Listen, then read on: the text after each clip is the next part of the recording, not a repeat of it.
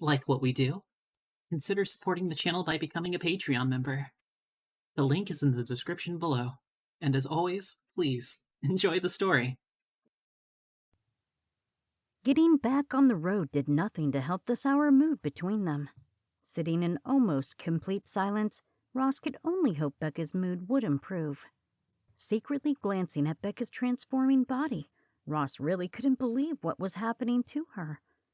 With him wearing feminine clothes and the changes that have happened to her, she's starting to look more like a guy than he is.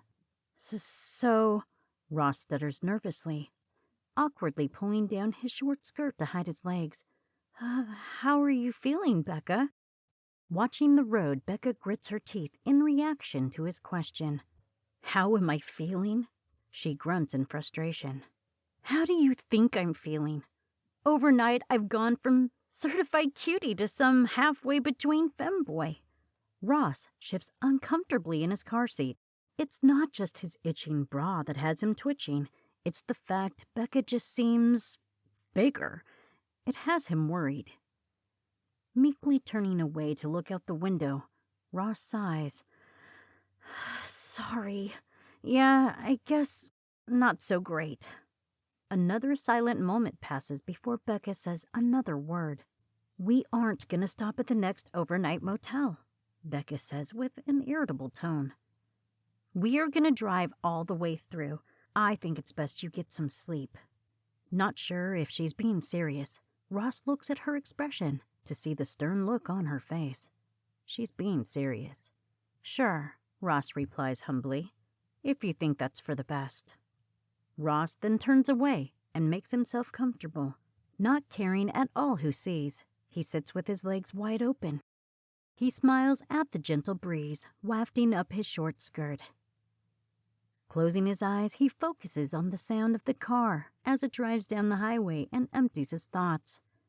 The next thing he knows is being rudely awoken by the door being slammed. Sharply sitting forward, he rubs his eyes and looks out the car windows to see they are now at a rest stop. The bright afternoon sun streams in and stings his eyes. Getting into the car is who he assumes is Becca. Ross turns to give her a smile, and his face soon drops as he sees her. He nervously mumbles, rubbing his eyes in shock. Oh, you're awake. Becca gruffly replies with a voice like rough gravel. For a moment, Ross is terrified. He doesn't recognize Becca at all. From the pulled-back man-bun hairdo to the messy facial hair and rough voice. Staring at her intently, he quickly sees her in the eyes staring back at him. What? He stutters, pointing a shaking finger at her face. Becca frowns and looks at herself in the rearview mirror. Bizarre, right? She admits. I just had to use the men's bathroom. No way could I go into the women's looking like this. How long was I asleep? Ross screams in disbelief. You look like you're about to bust out of those clothes of mine. Whoa, she quickly responds, giving him a sharp look. Don't scream out like that. People will look at us, and I don't want them to think I've kidnapped you or something. Is that really you, Becca? Ross struggles to ask, gawking at her facial hair. Yes. You've got a beard. I know, she interrupts with a sour tone. Good gravy! Ross says, forcing himself to be quieter, leaning forward to touch her face. I can see why you're so desperate to get to the factory now. You really have been cursed, haven't you? Pushing his soft hand from her rough face in frustration, Becca turns away. You think? She growls cynically. Lowering her face into her hands, she lets out a long breath. It's your turn to drive, she says, distraught through her fingers. Not wanting to upset her further, Ross opens his car door and carefully slides himself out of the passenger seat, hoping he wouldn't show anyone up his skirt. Landing his heels on the floor, He awkwardly stands and wobbles as he finds his balance. Holding onto the car, he takes a few nervous steps as his heels click loudly on the concrete floor. Concentrating on his walking, he doesn't notice Becca get out of the car. Seconds later, a large pair of hands take a hold of him and help him stand straight and true. He looks up and sees Becca's face staring down at him. He's in awe at how much taller and wider she now is compared to him. "Wow," Becca smirks, holding him gently, helping him to the driver's side. "I didn't realize how tall I've become. This is kinda awesome." Super embarrassed that his girlfriend is helping him walk in heels, Ross looks at her with a red-faced grimace. "Well?" Ross sarcastically replies, desperately reaching for the driver's side door. "This is not fun for me, you know. How do you expect me to drive with these heels on?" As Becca helps Ross into the driver's seat, she lets go and heads straight for the trunk of the car. Ross takes this opportunity to remove the heels and toss them haphazardly into the back of the car. He hopes he won't have to wear them again. "Here we are," Becca says, appearing with a pair of small slip-ons from the trunk. Standing in front of Ross with the small shoes, she holds one up against her now large hands. She almost chuckles at how small they are. "Look at this." She humorously grins, showing Ross how small the shoes are compared to her hand. "I can't believe my feet used to fit into these. It's crazy how tiny these are." Ross unhappily sneers and rolls his eyes. "Are they for me to drive in?" he asks coldly. Giving a wide smile, Becca holds them out for Ross to take. "Crazy how they fit you too," she says smugly.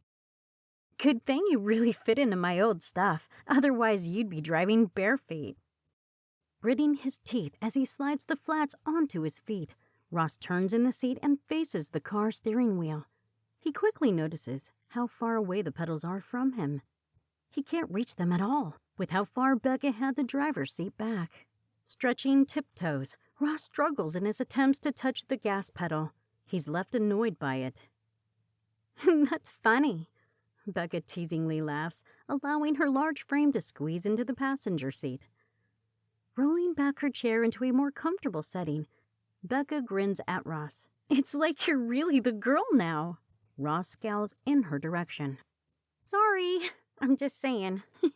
She giggles playfully. "Whilst you were asleep, my body kept changing. I had to keep sliding it back as I was driving. Sorry, you'll have to slide it back." Reaching out to the steering wheel, Ross pulls a cynical face as he struggles again. "Do you think so?" he sarcastically jokes. Watching Ross slide the seat forward, Becca can't help but snicker. Ross is not impressed with her attitude. "Why are you laughing at this, Becca?" he asks her with irritation plastered across his face. Becca continues to grin wide. "I'm just realizing now how cute you are." She chuckles with a light-hearted smile. "Look at your cute little face and that cute little outfit." Ross frowns hard and bites his lip. "Great," he replies flat without emotion. Don't be like that." Becca teasingly chuckles, touching Ross lightly on the leg. "I'm only playing. This is just all very different and new for me. It's like I'm seeing life through a completely new set of eyes. Like going to the toilet is now a brand new adventure for me. I weed standing up." "Are you ready to go?" Ross snaps, ignoring her comments and turning the ignition key. Becca nods and gently smiles as Ross continues to frown in her direction. "Only about 6 hours away now," Becca says, shifting in her seat to get comfortable. "I'm pretty tired, so can you wake me up just before we get there?" "Sure, Becca," Ross replies, still not showing emotion. "But why?" "I'm starving, that's why," she continues, rubbing her flat stomach. "I'm thinking maybe we can find a steakhouse or something before we get to the factory." "Steakhouse?" Ross questions, confused. "Really?" "Yeah, I'm craving it." "That's not like you." "Ross, look at me," Becca says with a serious tone, showing her body to him before they set off. I'm not me anymore, am I? Ross stares at her very masculine body and scowls. I guess not, he answers emotionless. Becca then chuckles and touches Ross lightly on the leg again. It's kind of funny, though. She laughs with a toothy grin. I really do feel like you're my girlfriend. You're so little. Ross sighs. Go back to sleep, Becca. I'm sure you're tired.